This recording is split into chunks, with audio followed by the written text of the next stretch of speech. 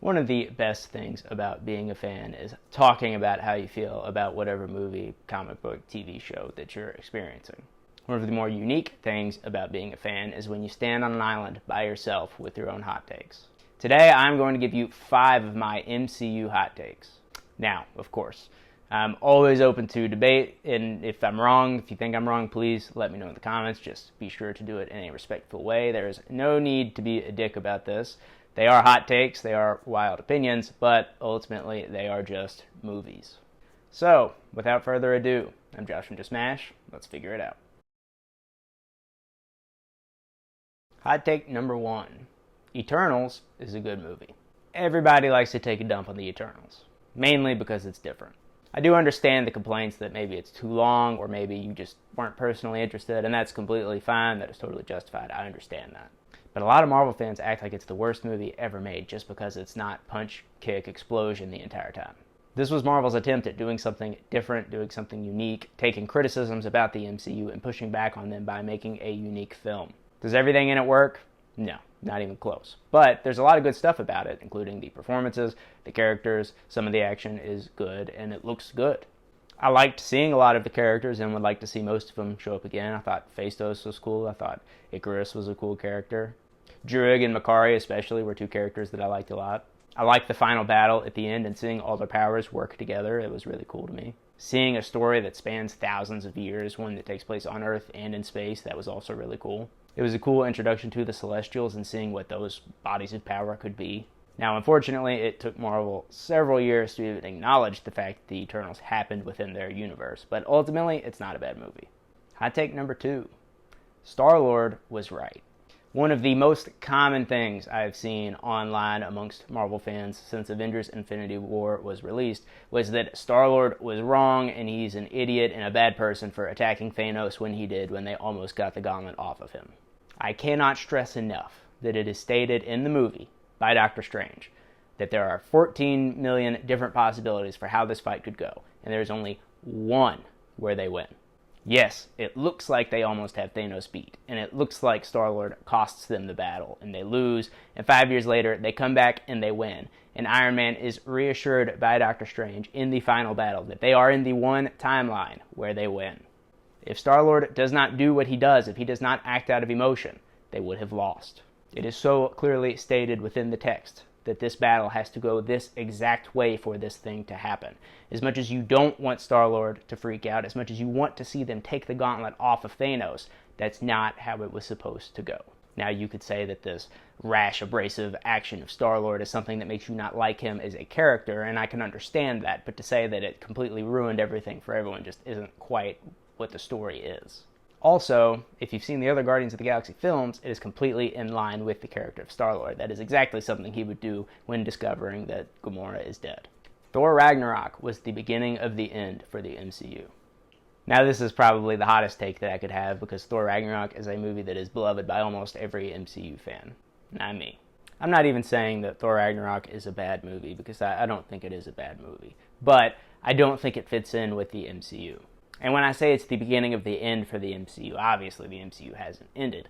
But post-Endgame, there was a giant dip in quality in Endgame, and I think most of those things start with Thor Ragnarok. Especially when it comes to the tone of Thor Ragnarok. The jokes per second speed that this film goes is breakneck and gives you complete whiplash, especially when you consider what the story is actually about. It's about the Asgardian apocalypse. It is about the death of Odin. It is about Hela coming back and trying to essentially commit genocide amongst the Asgardians. I mean, Thor loses an eye for God's sake, and it's just jokes the entire time before and after, all the way to the end.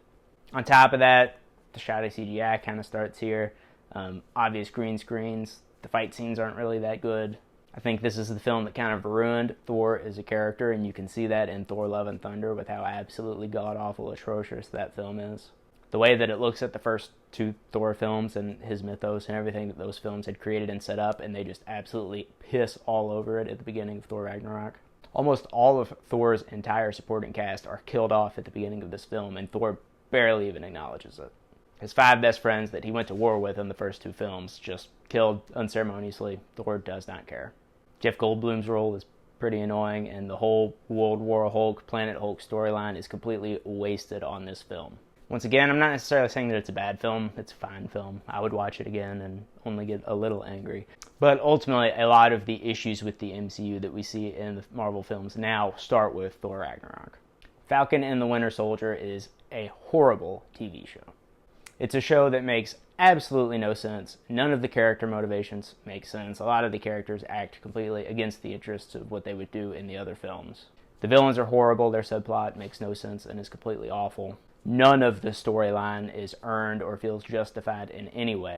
Sam Wilson is given the shield by Steve Rogers at the end of Endgame, and at the beginning of Falcon and the Winter Soldier, he feels like it wasn't justified, like he never earned the shield, so he gives it up to the U.S. government, which, fair. The U.S. government then says, okay, well, we will create our own Captain America, which, fair. Sam Wilson then says, well, no, that's not what I wanted. Well, tough, dude. You gave the shield away. You gave it up. You turned it over to the government. You do not get to decide what happens next.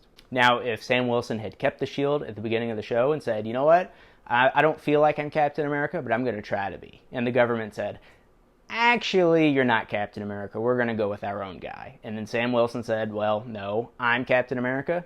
Perfect. That is a great idea for the show. You have a very clear-cut opposition to Sam Wilson with the government, and then you have Sam Wilson representing Captain America and Steve Rogers. That works out perfect. The other incredibly dumb thing to me is Sam Wilson is taking all these government military contracts, flying around foreign countries and fighting wars for whatever reason. Yet, I'm supposed to believe that he can't get a bank loan to fix a boat? You're telling me that these military contracts that he's using his highly expensive wings to do, you're telling me they don't pay 6 figures, even 5 figures? You're telling me that that's not a livable wage that he could fix this boat with?